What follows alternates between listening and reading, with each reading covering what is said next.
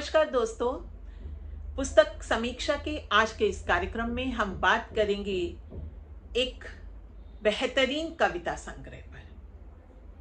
कविता संग्रह का नाम है धूप की चिरैया और लेखिका है जानी मानी सुप्रसिद्ध कवयित्री डॉक्टर मंजू गुप्ता।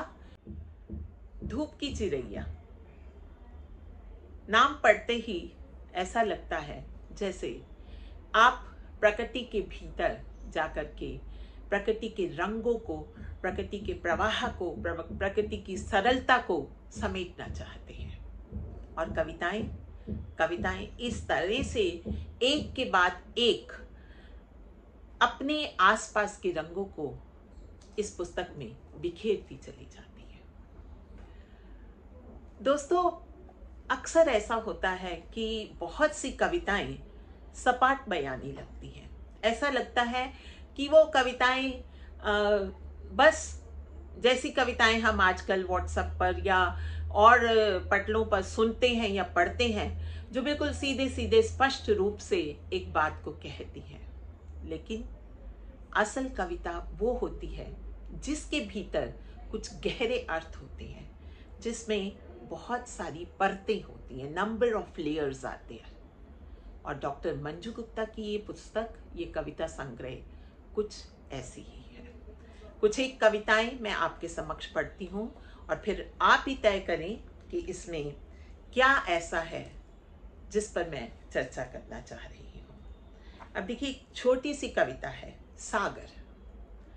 हरित नील सागर, रुपहली श्वेत लहरों की, फेनिल झालर में जड़ा विराट दर्पण। हरित नील सागर, रुपहली श्वेत लहरों की, फेनिल झालर में जड़ा विराट दर्पण, चौंध मारता काल को अकाल को।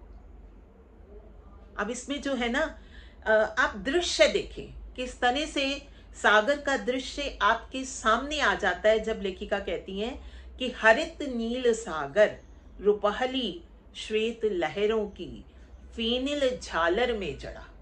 अब जब ये पढ़ते हैं ना हम, फेनिल झालर में जड़ा, तो एक जो हमारे समक्ष जो दृश्य आता है वो ऐसा लगता है कि बिल्कुल हमारे सामने सब कुछ रेखांकित कर दिया है।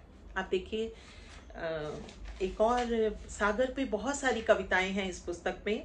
गोवा का सागर तट, सागर पान, सागर एक मुलाकात, सागर तट पर सूर्योदय, तो बहुत सारी कविताएं हैं। उसके बाद एक कविता जो मैं विशेष रूप से पढ़ना चाहूंगी, विमान में।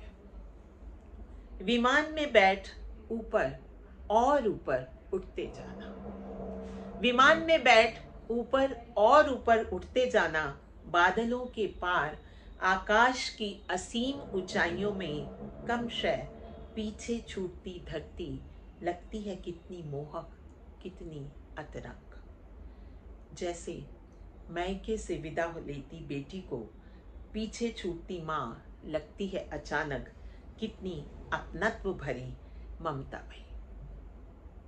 अब इसमें बहुत ही सुंदर तरीके से कहा गया कि किस प्रकार से विमान उड़ता है और धरती पीछे छूटती जाती है, ठीक उसी प्रकार जैसे कोई बेटी अपनी मायके से विदा होती है। अब बहुत सी कविताएं विदेशों के बारे में हैं, लंबी कविताएं भी हैं, छोटी कविताएं भी हैं। ग्रीष्म ऋतु में अमेरिका, ये कविता बहुत सुंदर है। और इसमें बस कुछ अंतिम पंक्तियां इसकी मैं पढ़ देती हूँ कि हाँ, ऐसा ही है अमेरिका, आजाद, स्वच्छंद, निर्भीक, संस्कार के रूढ़िबद्ध नियमों से मुक्त, ग्रीष्म की सोन धूप में नहाया खिला खिला, प्यार करने के लिए नहीं तलाशता किसी झुरमुट की ओट या एकांत, स्वस्थ युवा धरती, प्राणमान, अनंत ऊर्जा भरा सागर, उदार मना खुला आसमान, उदार मना खुला आसमान।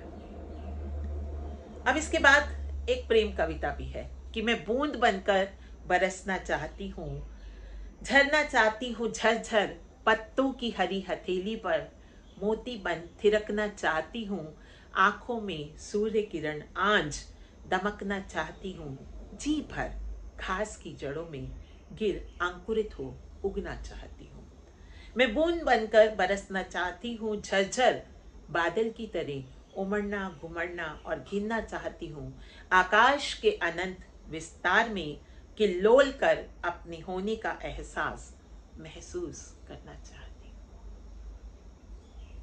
एक स्त्री के मन की ताकत, एक स्त्री के मन की इच्छा, एक स्त्री के मन का जिसे कहते हैं द्वंद्व, कुछ ही पंक्तियों में किस तरह से पाठकों के समक्ष आ जाता है। अब देखिए क्या बात कही है। एक कविता है, मूंगिया होठों पर उगती सुबह। मैं जिस कविता को भी देखती हूँ मुझे लगता है कि इसमें एक नया रंग, एक नया प्रतीक, एक कविता के जो तत्व हैं, नए तरह के कविता के तत्वों को संजोया गया है कि मुस्कान का मोती जब उठता है अधर सीप में, तो चुग्गा डाल बांध लेता है मन पाखी सम्मोहन जाल में। कभी मुस्कान खिलकर कली सी करती है आमंत्रित नेत्र मधुपों को। कभी मुस्कान खिलकर कली सी करती है आमंत्रित नेत्र मधुपों को।